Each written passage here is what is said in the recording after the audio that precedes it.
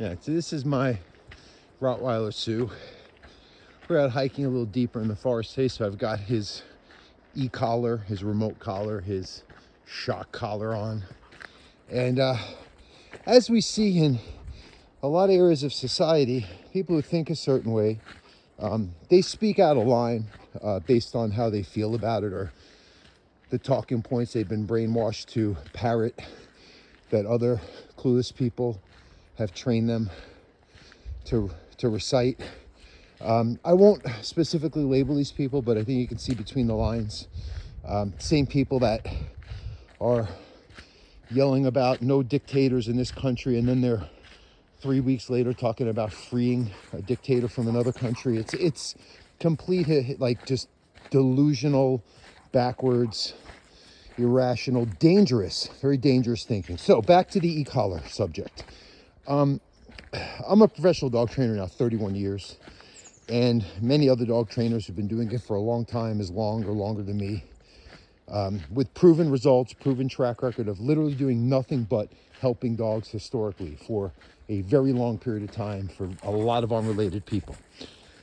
They all have the same sentiment that e-collars are completely safe.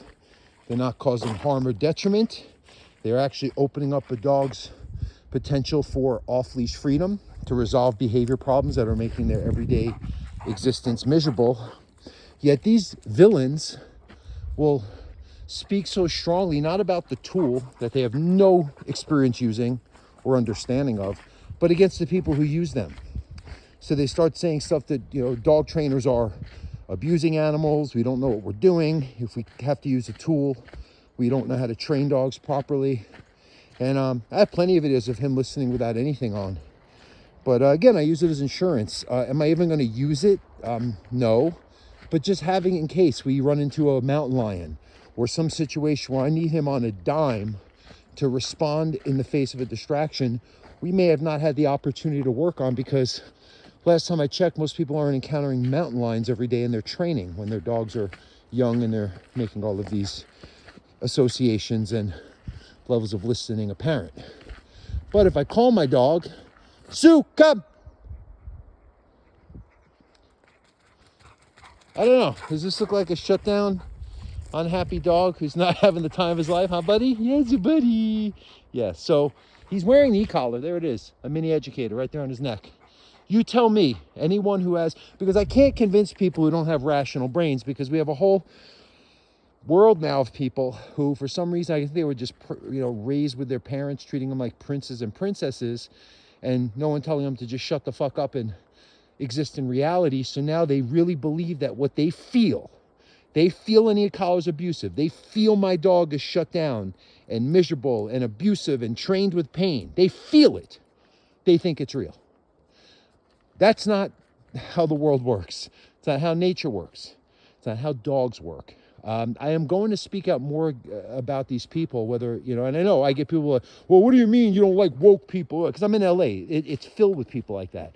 I don't care. They're delusional maniacs who hold the sound thinkers, the people who are rational brained and see life as it exists and are reciting that and saying, hey, time out, this has gone too far.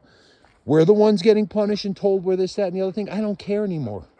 Constantly, I know what I've done to help dogs, and to have to face this and other trainers who are maybe not as experienced. They don't have a track record that people, just kind of go by that when they hire them.